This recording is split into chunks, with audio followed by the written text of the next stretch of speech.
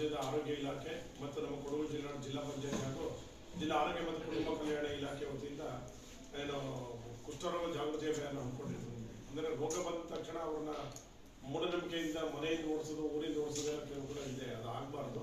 ಅವರು ನಮ್ಮ ರೀತಿಯಲ್ಲಿ ಅವ್ರ ಬಗ್ಗೆ ಅನುಕಂಪ ತೋರಿಸೋದ್ರ ಮೂಲಕ ರೋಗ ನಿರ್ಮೂಲನೆ ಮಾಡಲಿಕ್ಕೆ ಮುನ್ನೆಚ್ಚರಿಕೆಯಾಗಿ ನಾವು ಜಾಗೃತಿ ತಿಳುವಳಿಕೆ ಮೂಡಿಸ್ತಕ್ಕಂಥದ್ದು, ತಪ್ಪು ಕಲ್ಪನೆಯನ್ನು ಹೋಗ್ಲಾಡಿಸ್ತಕ್ಕಂಥದ್ದು, ಮೂಢನಂಬಿಕೆಯನ್ನು ಹೋಗ್ಲಾಡಿಸ್ತಕ್ಕಂಥದ್ದು, ಅವ್ರನ್ನ ಚೆನ್ನಾಗಿ ನೋಡ್ಕೊಳ್ಬೇಕಾಗಿರೋದು ನಮ್ಮೆಲ್ಲ ಆದ್ಯ ಕರ್ತವ್ಯ ಇರ್ತದೆ.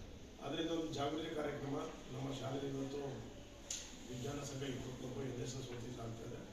ಈ ಬಗ್ಗೆ ನಮ್ಮ ಆರೋಗ್ಯ ಇಲಾಖೆ ಎಲ್ಲ ಅಧಿಕಾರಿಗಳು ತುಂಬ ಮಾಹಿತಿ ನೀಡಿದ್ದಾರೆ. ನಿಮಗೆ ಅರ್ಥ ಆಯ್ತಲ್ಲ? ಅದರಲ್ಲಿ ತಿಳ್ಕೊಂಡು ಜನರಲ್ಲಿ ಆರೋಗ್ಯದ ಬಗ್ಗೆ ಜಾಗೃತಿ ಮೂಡಿಸೋದು ನಿಮ್ಮೆಲ್ಲರೂ ಕರ್ತವ್ಯ ಆಗಿರ್ತದೆ. ಮಾಡ್ತೀರಲ್ವಾ? ಈಗ ಹೇಳ್ತಾರೆ, ಅನಂತರ ನಾವು ಅದನ್ನು ಮುಂದುವರಿಸೋಣ. ಎಲ್ಲ ಇದೊಂದು ತಗೊಳ್ತಾರೆ ಹಿಡ್ಕೊಳ್ಳಿ ಸರ್.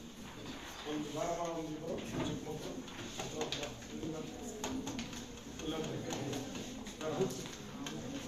ಮುಂದೆ ಬಾ.